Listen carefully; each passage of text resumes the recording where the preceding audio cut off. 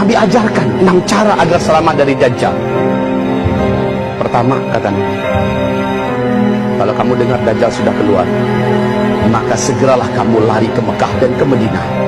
Hanya 2 kota ini di bumi yang Dajjal tidak mampu masuk. Baik fisiknya Dajjal, atau bala tentaranya Dajjal, atau kekuatan magic dan sihir Dajjal tidak akan mampu menembus Mekah dan Madinah. 2 kota ini saja.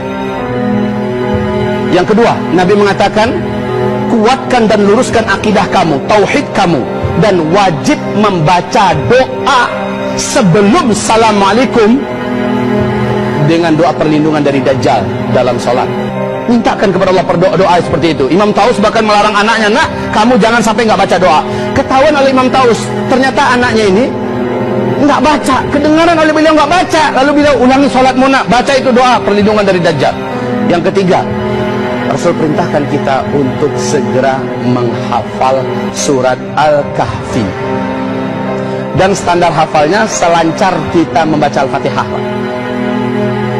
Baru bangun tidur suruh baca, langsung kita lancar membaca. Sebegitu lancarnya dari sekarang. Kenapa? Yang hafal surah Al-Kahfi 10 ayat pertama atau 10 ayat terakhir, saat Dajjal datang masuk ke kotanya, maka dia masuk ke rumahnya, dia baca itu surat, Dajjal tidak akan mampu menemukan rumahnya, dan sihirnya tidak akan mampu menembus rumahnya.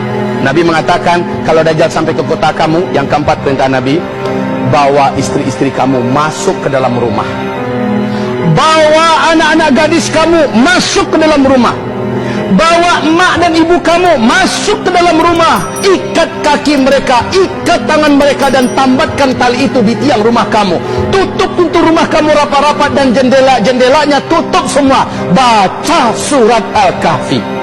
Ini perintah Rasulullah sallallahu alaihi wasallam. Nabi harapkan umatnya jangan pernah keluar. Sebab kata Rasulullah, akan ada seorang lelaki nanti dari umatku yang sangat yakin bahwa dia tidak akan terpengaruh oleh Dajjal. Imannya tidak akan berubah ketika jumpa dengan Dajjal. Lalu dia keluar dari rumahnya. Saat dia berjumpa dengan Dajjal, saat itu langsung menguap iman dari dadanya, dan dia sujud menyembah Dajjal.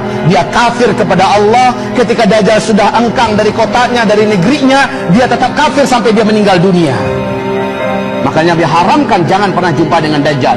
Jangan sok percaya dirilah, imanku udah mantap, tahajudku udah tiap malam sejak remaja dulu. Lalu dengan andalan seperti itu keluar cuma Dajjal. Wallahi tidak ada satupun manusia yang dibenarkan berjumpa dengan Dajjal oleh Nabi sallallahu alaihi wasallam.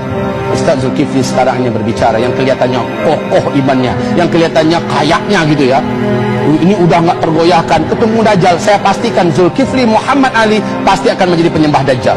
Saking dahsyatnya sihir Dajjal itu, hipnotis magic yang dimiliki oleh Dajjal. Dan Dajjal ini, Pak, ketika dia muncul, seluruh dukun-dukun di muka bumi ini akan sujud menuhankan Dajjal. Seluruh ahli-ahli sihir, seluruh orang-orang hebat, orang-orang yang terkenal, tokoh-tokoh pemimpin dunia akan sujud menyembah Dajjal.